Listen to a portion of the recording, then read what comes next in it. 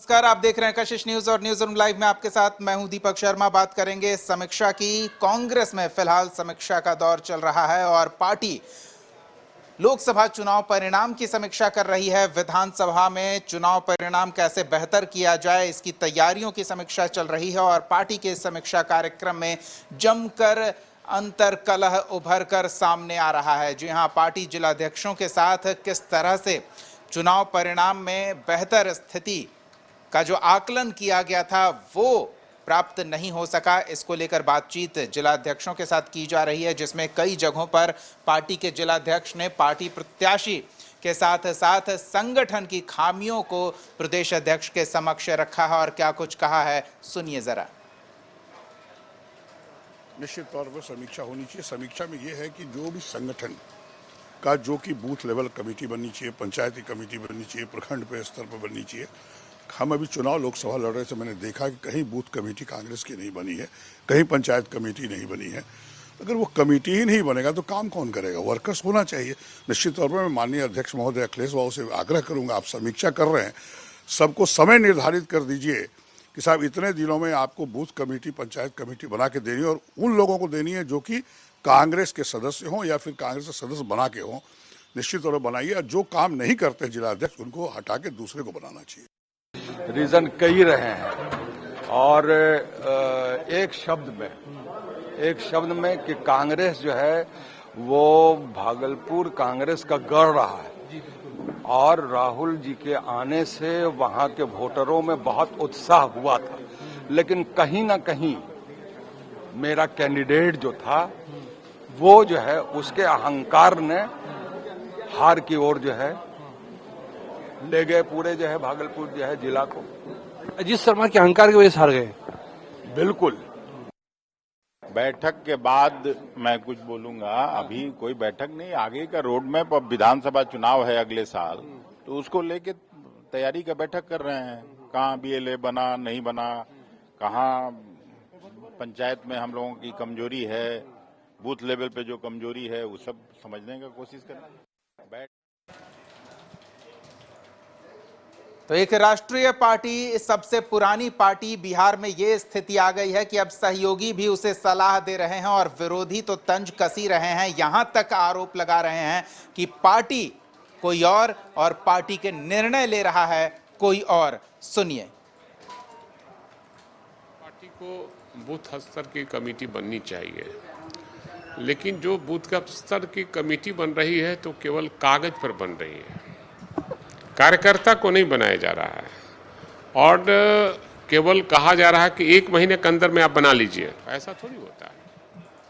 कार्यकर्ता किसी भी पार्टी, एक पार्टी होती है जो उसका संगठन होता है, शुरू से ही संगठन पर काम करता है। यहाँ तो देख रहे हैं कि संगठन में काम करने वाला ताकते रह जा रहा है और ऊपर से आकर टिकट लेकर चला जा रहा है। कांग्रेस पार्टी का हाल वही है कि ऊपर से फिट फाट, नीचे से मोकाम आघात।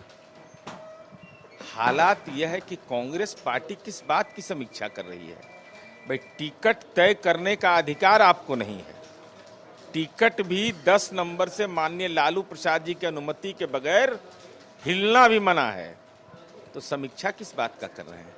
और बूथ कमेटी, पंचायत कमेटी और ऐतिहासिक विरासत है, सदाकत आश्रम, उसी की रक्षा कर ले बहुत हो जाएगा।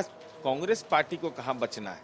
देखिए, तो ये स्थिति हो गई है सबसे पुरानी पार्टी की बिहार में कि अब सहयोगी भी सलाह दे रहे हैं और संगठन भी निचले स्तर तक गठित नहीं है, कागजों पर काम चल रहा है। ये बातें सामने आ रही है। संपादक अशोक मिश्रा हमारे साथ जुड़े हुए हैं, हम इनसे समझने का प्रयास करते हैं कि आगे विधानसभा चुनाव की तैयारी में कांग्रेस पार्टी जुटी हुई है, लेकिन अब खुलासा ये हो रहा है कि संगठन भी बूथ स्तर तक गठित नहीं है पार्टी की और जो प्रत्याशी उतारे जाते हैं वो पार्टी के नेताओं से ही संपर्क नहीं करते। देखिए, लोकसभा चुनाव में कांग्रेस ने काफ़ी जद्दोजहद किया है। सबसे बड़ी कठिनाई तो कांग्रेस के सामने थी कि कांग्रेस का लीडरशिप खुद तय नहीं कर पा रहा था कि उसे किस किस सीटों पर चुनाव लड़ने हैं और कौन कौन से उम्मीदवारों को टिकट मिलेगा। आपने देखा होगा कि कई बड़े दिग्गज, निखिल कुमार औरंगाबाद अनुग्रह बाबू और सत्येंद्र बाबू के वारिस, उनको टिकट नहीं मिला। कटिहार से तारिक अनवर जीते, एक दिन उनको नॉमिनेशन से वापस आना पड़ा। तो कई ऐसी सीटें थे, कन्हैया कुमार बेगूसराय से लड़ना चाहते थे, उनको टिकट नहीं मिल पाया। कई बड़े नेता जिन्होंने सपना देखा था चुनाव लड़ने का, वो धाराशायी हो गया। और जैसा कि आपने दर्शकों को बताया है कि जदयू ने आरोप लगाया है कि कांग्रेस का रिमोट कहीं दूसरी जगह पर है, यानी कि इशारा है साफ तौर पर कि लालू प्रसाद यादव और तेजस्वी ने जो चाहा, कांग्रेस को वही सीटें मिली और उम्मीदवार भी लगभग एक तरह से कहिए उन्होंने ही तय किया। लेकिन इसके बावजूद भी कांग्रेस की जो सफलता है वो बेहतर मानी जा सकती है। 2019 के लोकसभा चुनाव में कांग्रेस ने मात्र 1 सीट जीती, इस बार उसकी संख्या बढ़ करके 3 हो गई है। और अगर पप्पू यादव को मान ले तो फिर कांग्रेस 4 सीटों पर चुनाव जीत चुकी है और कहीं न कहीं कांग्रेस की स्थिति मजबूत हुई। लेकिन इसके बावजूद भी कई सीटें ऐसी थी, जैसे भागलपुर की सीटें ऐसी सीट थी जहां पे कांग्रेस चुनाव जीत सकती थी। समस्तीपुर में अगर बेहतर तरीके से कांग्रेस अगर चुनाव लड़ती तो वहां भी स्थिति उसकी अच्छी हो सकती थी। बेगूसराय में उम्मीदवार देती तो परिणाम कुछ दूसरा होता। लेकिन इन सब के बावजूद भी कांग्रेस की उपलब्धि जो है वो उपलब्धि ये कह सकते हैं कि बगैर कोई लीडरशिप के, बगैर कोई रणनीति के, बगैर कोई तैयारी के, लेकिन कांग्रेस की जो उपलब्धि रही वो ये है कि जनता आगे रही और लोग पीछे रहे, नेता लोग पीछे रहे। आज उसकी समीक्षा हो रही है और समीक्षा में जो कार्यकर्ताओं ने ही बात उठाई है वो बात क्या है? लीडरशिप पर साफ तौर पर आरोप लगे हैं कि लीडरशिप अभी तक बूथ तक पहुंच नहीं पाई है, कार्यकर्ता पहुंच नहीं पाए हैं, तो चुनाव किसके भरोसे लड़ेंगे? दूसरी बात कही गई है कि जिनको उम्मीदवारी दी जाती है, जिनको उम्मीदवार बनाया जाता है, वो किस तरह से कार्यकर्ताओं की उपेक्षा करते हैं। ये सारी बातें छन करके आई हैं। आपने तो देखा होगा कि भागलपुर जिला का जिला अध्यक्ष कांग्रेस का खुद आरोप लगा रहा है अजीत शर्मा जी पर कि वो अहंकारी हैं। अजीत शर्मा कभी विधायक दल के नेता हुआ करते थे, अभी भी विधायक हैं वो, लेकिन उन पर अहंकारी होने का आरोप लग रहा है। तो कई बातें जो कार्यकर्ताओं ने, नेताओं ने अपनी मीटिंग में रखी है। कई जिला अध्यक्ष तो आए भी नहीं, कई बड़े नेता मीटिंग में नहीं आए। वो जान रहे हैं कि इससे कुछ होने जाने वाला नहीं है। लेकिन इसके बावजूद भी कांग्रेस अगर समीक्षा कर रही है और उस बैठक में जो बातें निकल के आएगी उस बातों पर कितना अमल पार्टी करेगी ये तो आने वाला वक्त बताएगा। अखिलेश सिंह काफ़ी दिनों से प्रदेश अध्यक्ष हैं, हमको लगता है कि 1 साल से ज़्यादा अब उनका हो चुका है, लेकिन अभी तक उन्होंने पार्टी संगठन को तैयार नहीं किया, यानी कि उनकी कमेटी नहीं बनी है। प्रदेश में कमेटी नहीं बनी है तो जिला को तो छोड़ दीजिए, जब प्रदेश में नहीं बनी तो जिला और प्रखंड और पंचायत में तो संभव भी नहीं है।